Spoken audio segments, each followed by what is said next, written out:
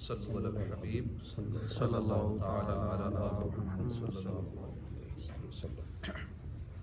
رمضان تشریف لانے ہی والا ہے، اور رمضان کی بہت اہم خصوصیت ہے کہ اس مبارک مہینے میں قرآن پاک نازل ہوا۔ اللہ پاک نے انسان کی ہدایت اور رہنمائی کے لیے، انسان کو جنت کا راستہ بتانے کے لیے مختلف زبانوں میں 4 کتابیں نازل فرمائیں: تورات، زبور، انجیل اور قرآن پاک۔ یہ چاروں کتابیں رمضان میں نازل ہوئی۔ اللہ پاک نے جس مہینے کو سلیکٹ کیا ان چاروں کتابوں کے لیے وہ رمضان کا مہینہ۔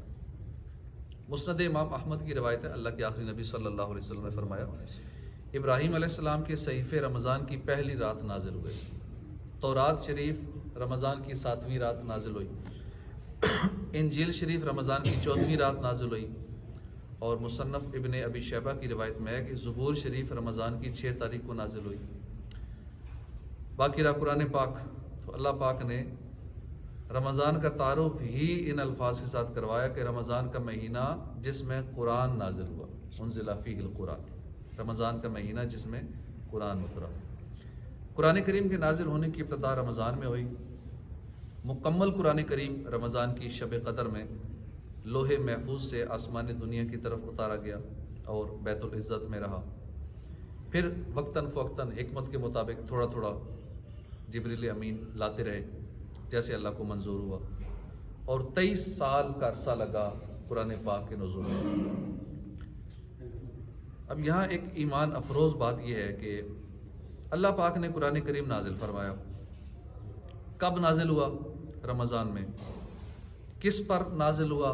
محبوب رحمان مکی مدنی سلطان صلی اللہ علیہ وسلم پر۔ یہ تینوں عزت دار ہیں، یعنی رمضان بھی، قرآن بھی اور صاحب قرآن بھی، تینوں عزت دار، تینوں کی آپس میں گہری مناسبت ہے۔ ہمارے آقا ہادی دو جہان صلی اللہ علیہ وسلم، قرآن پاک کتاب ہدایت، اور رمضان وہ مہینہ ہے جس میں ہمارے دلوں کا زنگ دور ہوتا ہے، ہمارے دلوں کے زنگ کو دور کرتا ہے رمضان، تقویٰ دیتا ہے، پرہیزگاری دیتا ہے، ہمارے دل سے زنگ دور کر کے ہمارے دل کو ہدایت کے قابل بنا دیتا ہے کہ اب جو کتاب ہدایت نازل ہوئی ہے وہ ہمارے دل میں اتر جائے، ہماری سمجھ میں آ جائے۔ ہمارے آقا صلی اللہ علیہ وسلم رحمت للعالمین، قرآن کتاب رحمت ہے، اور رمضان وہ مبارک مہینہ ہے جس میں رب کی رحمتیں چھما چھم برستی ہیں۔ جیسے ہی چاند نظر آئے گا اس کے بعد فضا کا رنگ ہی بدل جائے گا، ایک ماحول ہی چینج ہو جائے گا۔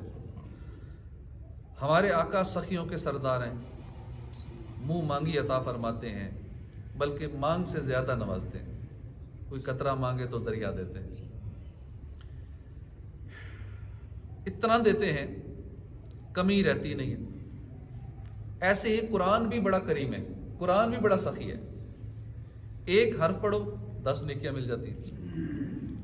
رمضان بھی بڑا سخی ہے کہ ہر نیکی کا حساب کاؤنٹنگ میں ہے، 10 گنا ملے گا، 100 گنا ملے گا، 700 گنا ملے گا، اتنی نیکیاں ملیں گی، ایک شمار میں ہے۔ لیکن رمضان ایسا بابرکت ہے، رمضان کی عبادت یعنی روزہ، یہ وہ ہے کہ اس کا اجر بے حد ملتا ہے، بے حساب ملتا ہے، یعنی کسی شمار میں نہیں آتا، اتنا ملتا ہے۔ ایک اور اہم بڑی مناسبت یہ ہے کہ ہمارے آقا شافع معاشر ہیں، روز قیامت شفاعت کبریٰ کا منصب آپ ہی کو ملے گا۔ روایت کے مطابق زمین پر جتنے درخت ہیں، جتنے زمین پر پتھر ہیں، روز قیامت پیارے آقا صلی اللہ علیہ وسلم ان کی تعداد کے برابر گناہگاروں کی شفاعت فرما کر ان کو جنت میں داخل کرائیں۔ ایسے ہی قرآن اور روزہ بھی قیامت والے دن شفاعت کریں گے۔ حدیث پاک میں ہے کہ روزہ اور قرآن روز قیامت بندے کی شفاعت کریں گے۔ روزہ کہے گا، اے اللہ پاک میں نے اسے دن کے وقت کھانے پینے سے روکے رکھا، اس کے حق میں میری شفاعت قبول فرما۔ قرآن کہے گا، یا اللہ میں نے اس کو رات سونے سے روکے رکھا، اس کے حق میں میری شفاعت قبول فرما۔ بس ان دونوں کی شفاعت قبول فرمائی جائے گی، بندے کی مغفرت کر دی جائے گی۔ چھوڑو اے فرشتوں، وہ آتے ہیں شفاعت کو، وہ جس کے بھی حامی ہیں فی النار نہیں ہوتا۔ تو ماہ رمضان پیارے قرآن اور محبوب رحمان صلی اللہ علیہ وسلم کی کیا نرالی شان ہے۔ ہمارے آقا صلی اللہ علیہ وسلم نے ابھی اعلان نبوت نہیں فرمایا تھا، اس سے پہلے بھی آپ ماہ رمضان سے بہت پیار کرتے تھے، محبت فرماتے تھے۔ آپ پر پہلی وحی بھی رمضان میں نازل ہوئی۔ ہمارے آقا کی جب عمر 40 سال کی ہوئی، ربیع الاول کے مہینے سے وحی کے آثار ظاہر ہونا شروع ہوئے۔ وہ اس طرح کہ آپ کو سچے خواب آتے تھے، جو آپ صلی اللہ علیہ وسلم خواب میں دیکھتے تھے ہو بہو وہی چیز ہو جاتی تھی جاگتے ہوئے بھی۔ 6 ماہ اسی طرح گزر گئے۔ پھر آپ کے دل میں خلوت کی محبت ڈالی گئی، تنہائی کی محبت ڈالی گئی۔ رمضان کا مقدس مہینہ تھا، آپ صلی اللہ علیہ وسلم کھانے پینے کا کچھ سامان لیا اور غار حرا میں تشریف لے گئے، مکہ مکرمہ میں۔ اس وقت اور بھی غار تھے، مگر غار حرا کیوں سلیکٹ کیا، غار حرا ہی میں کیوں جانتے تھے؟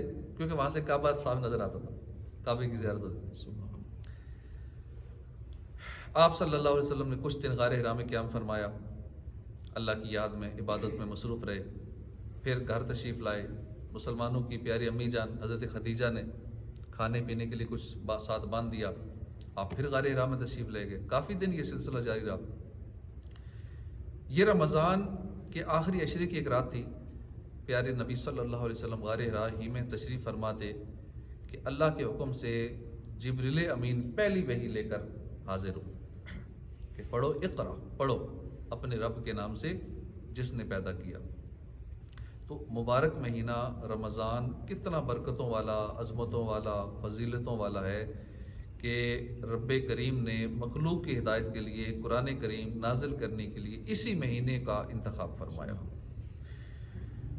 لوح محفوظ سے بیت العزت تک پورا قرآن بھی اس مبارک مہینے کی شب قدر میں نازل ہوا، اور پہلی وحی کی ابتدا بھی اسی مہینے سے ہوئی۔ تو اس آیت کریمہ کہ رمضان کا مہینہ جس میں قرآن اترا، اس آیت کریمہ میں رمضان کا تعارف نزول قرآن کے ذریعے کروایا گیا۔ اس سے پتہ چلتا ہے کہ ماہ رمضان قرآن کریم کے ساتھ وابستگی بڑھانے کا مہینہ ہے۔ علماء فرماتے ہیں کہ اس مہینے میں روزے فرض کرنے کی ایک حکمت یہ بھی ہے کہ روزہ رکھنے، بھوک پیاس برداشت کرنے کی برکت سے عقل تیز ہو جاتی ہے۔ جب بندہ بھوکا رہتا ہے، پیاسا رہتا ہے، اس سے عقل تیز ہو جاتی ہے۔ لہٰذا نزول قرآن کے مہینے میں روزے فرض کیے گئے تاکہ لوگ روزے رکھیں، ان کی عقل تیز ہو جائے، سمجھنے کی طاقت زیادہ ہو جائے، اور اس کی برکت سے ان کو قرآن سمجھ آ جائے۔ اب اس مہینے میں بھی جو قرآن کو نہ سمجھا، تجوید کے ساتھ اس نے نہ سیکھا، ترجمہ تفسیر کے ساتھ سمجھنے کی کوشش نہ کی، تو پھر پورا سال کیسے سیکھے گا؟ مشکل ہو جائے گا۔ پھر تو نہ اتنا دماغ چلتا ہے، کیونکہ جب سارا سال 3 ٹائم تو کھاتے ہیں، ورنہ دن بھر کھاتے ہی رہتے ہیں، تو اس سے بھی اتنا دماغ نہیں چلتا۔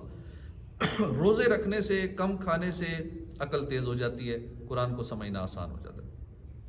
معلوم ہوا کہ رمضان کا ایک بڑا مقدس، ایک بڑا مقصد جو ہے خاص کر قرآن کریم کے ساتھ وابستگی ہے، اپنانا ہے، قرآن کو پڑھنا ہے، اس کو سمجھنے کی کوشش کرنا ہے۔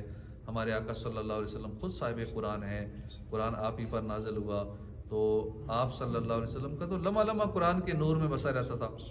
اس کے باوجود جب رمضان آتا تو حضور قرآن کے ساتھ وابستگی بڑھا دیتے تھے۔ پیارے آقا صلی اللہ علیہ وسلم کے ماہ رمضان کے معمولات میں سے ایک یہ تھا کہ کثرت سے تلاوت قرآن کرتے تھے، بلکہ حضرت جبرائیل روزانہ حاضر ہوتے، ان کے ساتھ دور فرماتے تھے، یعنی آپ سناتے تھے، حضرت جبرائیل سنتے تھے، وہ سناتے تھے، حضور سنتے تھے۔ تو ہمیں بھی یہ دور کرنا چاہیے، آپس میں گھر والے میاں بیوی آپس میں ایک دوسرے کو سنائیں، دور کریں، کیونکہ جب ایک پڑھتا ہے نا، دوسرے پہ سننا فرض ہو جاتا ہے، اور فرض کا ثواب زیادہ ہوتا ہے، اور فرض کا ثواب رمضان میں 70 فرضوں کے برابر ہو جاتا ہے۔ اس لیے ہمیں اس دفعہ اس حدیث پاک کو ذہن میں رکھتے ہوئے، اس فضیلت کو ذہن میں رکھتے ہوئے ہمیں قرآن کا دور بھی کرنا چاہیے۔ ہم پڑھیں، دوسرا سنیں، وہ پڑھے، ہم سنیں، کیونکہ پڑھنا تو ٹھیک ہے، ثواب کا کام ہے، اچھی بات ہے، لیکن سننا فرض ہے۔ اب جو سننے والا ہے اس کو فرض کا ثواب ملے گا اور 70 فرضوں کا ملے گا، کیونکہ رمضان کا مہینہ ہے۔ اس لیے ہم دوسروں کا قرآن بے شک دیکھ کے، حافظ نہیں ہے تو ٹھیک ہے، وہ پڑھے، وہ دیکھ کے پڑھے، ہم دیکھ کے سنتے رہیں انشاءاللہ، سننے کا، لیکن پڑھنا نہیں ہے، سننا ہے صرف، کیونکہ جب ایک پڑھ رہا ہو تو پھر دوسرے نے خاموش رہنا ہوتا ہے، دوسرے نے پڑھنا نہیں ہوتا۔